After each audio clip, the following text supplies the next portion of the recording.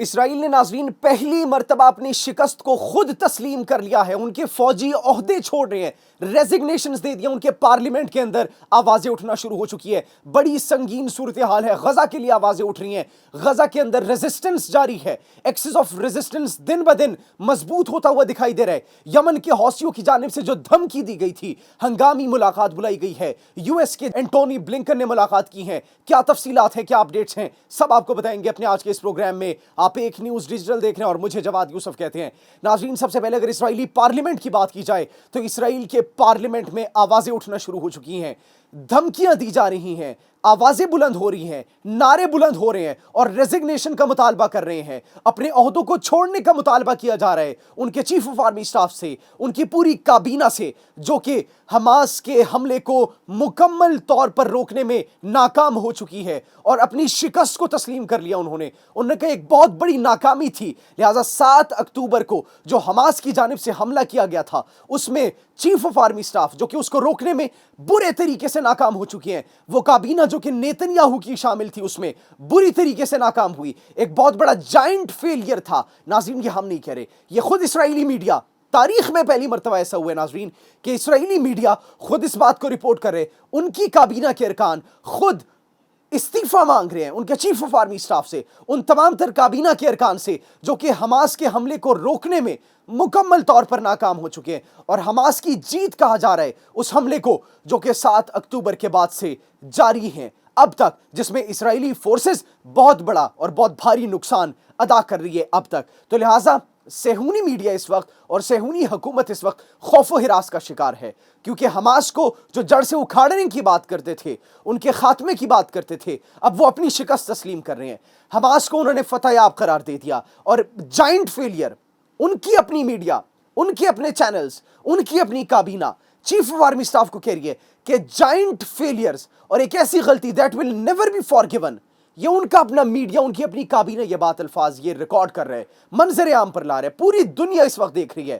مغربی میڈیا خاموش تھا, عرب میڈیا خاموش تھا, لیکن بالآخر شکست تسلیم کر لی ہے ان کی اپنی کابینہ نے, ان کے اپنے میڈیا نے. اور استعفیٰ مانگا جا رہا ہے ان کی کابینہ کے ارکان سے, ان کے صہیونی فورسز کے چیف آف آرمی سٹاف سے کہ آپ استعفیٰ دیں تبھی کوئی بات بنے گی. آپ کی غلطیوں کو معاف نہیں کیا جائے گا کیونکہ آپ مکمل طور پر ناکام ہو چکے ہیں, شکست تسلیم کر چکے ہیں. ترکی کی ناظرین بات کی جائے تو گریٹر اسرائیل کا جو نقشہ جاری کیا گیا تھا اس کے بعد پہلی مرتبہ ترکی کے فورن منسٹر کی جانب سے بیان سامنے آتا ہے. اور بیان کیا سامنے آتا ہے, پوری دنیا کو انتظار تھا کہ عرب ممالک کی طرف سے بیانات سامنے آ رہے تھے, مذمت کی جا رہی تھی اس نقشے کی جو کہ صہیونی حکومت کی جانب سے جاری کیا گیا تھا. وہ گریٹر اسرائیل کا نقشہ جس کے اندر عرب ممالک شامل تھے, جس کے اندر شام شامل تھا, لبنان شامل تھا, اردن شامل تھا, لیکن ترکیہ خاموش تھا.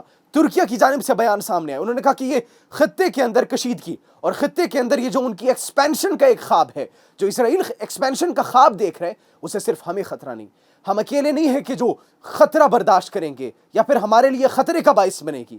یہ پورے مشرق وسطیٰ کے لیے خطرے کی ایک گھنٹی ہے, ایک تھریٹ ہے انٹرنیشنل کمیونٹی کے لیے. اب ناظرین, سوال یہ اٹھائے جا رہے ہیں کہ بالآخر ترکیہ کو عقل کے ناخن انہوں نے لیا, انہوں نے ہوش کے ناخن لیے.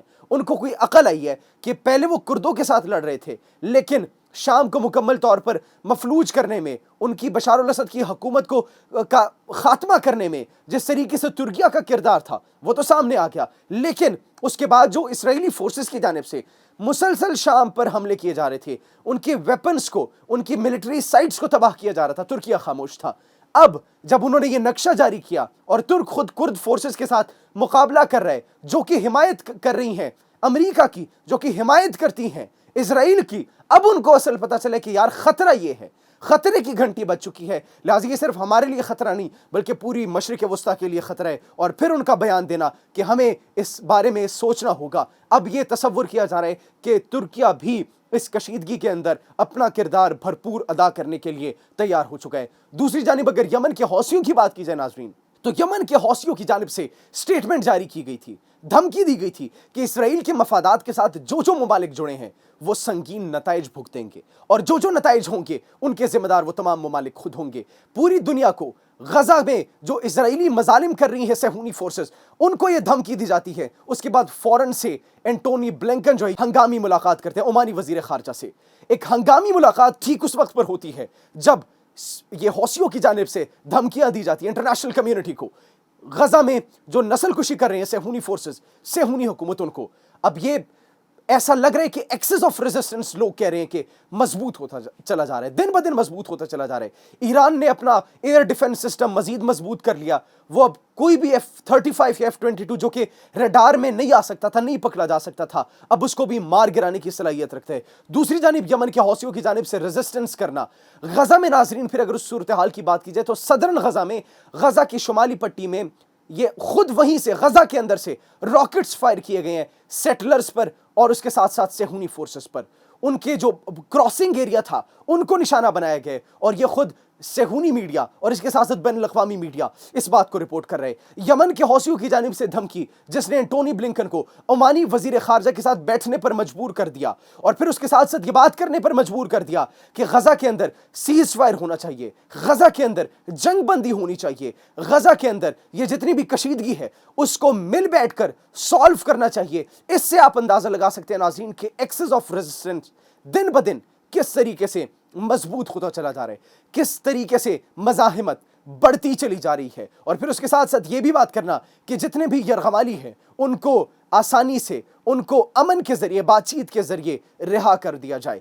تو یہ ایک بہت بڑی ڈیولپمنٹ، ایک بہت بڑی کامیابی ہے حماس کے لیے، یمنی حوثیوں کے لیے، ایران کے پاسداران انقلاب کے لیے، اور ان تمام ایکسس آف ریزسٹنس کے گروہوں کے لیے جو کہ کسی حد تک کامیاب ہو چکے ہیں۔ اور پھر اتنے یہ لوگ کامیاب ہو چکے ہیں کہ اسرائیل کے جو deputy chief of army staff ہیں انہوں نے بھی اپنے عہدے سے دستبرداری کا اعلان کر دیا۔ چیف آف سٹاف سے تو پہلے ہی ان کی کابینہ بڑی ناخوش ہے، ان کے استعفے کا مطالبہ کر رہی ہے، لیکن ان کے ڈپٹی چیف نے بھی یہ لیٹر بھیج دیے کہ میں اب مزید یہ جاب نہیں کر سکتا، 3 سے 4 سال کا ٹینیور میں نہیں پورا کر سکتا۔ اب ناظرین سوچنے کی بات یہ ہے، کیا واقعی ان کو اتنا نقصان پہنچا ہے؟ کیا واقعی ان کا اتنا ہلاک کیے گئے ہیں ان کے فوجی؟ کیا واقعی ان کے ویپنز کو اتنا ڈسٹرکٹ کر دیا گیا، تباہ کر دیا گیا کہ جس کی وجہ سے صہیونی حکومت بھی نالاں ہیں، جس کی وجہ سے صہیونی ڈپٹی چیف بھی نالاں ہیں، اور وہ بھی اپنا ریزائن دینے پر تلے ہوئے ہیں کہ میں مزید کام نہیں کر سکتا؟ سوال تو اس وقت یہ ہے کہ کیا صورتحال کریٹ کر دی گئی ہے حماس کی جانب سے اور ان گروہوں کی جانب سے کہ پوری صہیونی فورسز میں کھلبلی مچ چکی ہے اس وقت، اور وہ اپنے عہدے چھوڑ رہے ہیں، خودکشیاں کر رہے ہیں، ذہنی دباؤ کا شکار ہیں۔ اور اس کے ساتھ ساتھ ناظرین اگر بات کی جائے پیلسٹین کے اندر ان کے سول ڈیفنس کے جو گروپس ہیں ان کی جانب سے بیانات سامنے آ رہے ہیں کہ صہیونی فورسز کے عزائم جو ہیں وہ صرف 2 ہی ہیں، کہ ان کی میڈیکل فیسلٹیز کو تباہ کر دینا، ان کے میڈیکل انفراسٹرکچر کو تباہ کر دینا، اور جتنا جلدی ہو سکے ایتھنک کلینسنگ کرنا فلسطینیوں کی۔ لیکن اس سب میں ان کو ہمیشہ سے مزاحمت ملتی ہے، حماس کی جانب سے جواب ملتا ہے، یمنی حوثیوں کی جانب سے، لبنان میں حزب اللہ کی جانب سے، اور پھر شام کی جانب سے بھی جواب کبھی ملتا تھا جو کہ اب خاموش ہو چکا ہے یا پھر کم ہو چکا ہے بشار الاسد کی حکومت کا تختہ الٹنے کے بعد۔ اب سوال یہ ہے کہ اس ساری صورتحال میں فائدہ کس کو ہو رہا ہے؟ سوال یہ بھی ہے ناظرین کہ اس ساری صورتحال میں ایکسس آف ریزسٹنس جس کو کہا جا رہا تھا کہ وہ کم ہو گیا، ٹوٹ چکا ہے، وہ پھر سے بحال ہونا شروع ہو چکا ہے۔ اسرائیل نے اپنے عزائم کو ظاہر کر کے کیا بہت بڑی غلطی کر دی ہے جس کی وجہ سے عرب ممالک اور ایکسس آف ریزسٹنس مزید مضبوط ہو چکا ہے؟ آپ کیا سوچتے ہیں اس بارے میں کمنٹ سیکشن میں ضرور بتائیے گا۔ اپنا بہت خیال رکھیے، اللہ نگہبان۔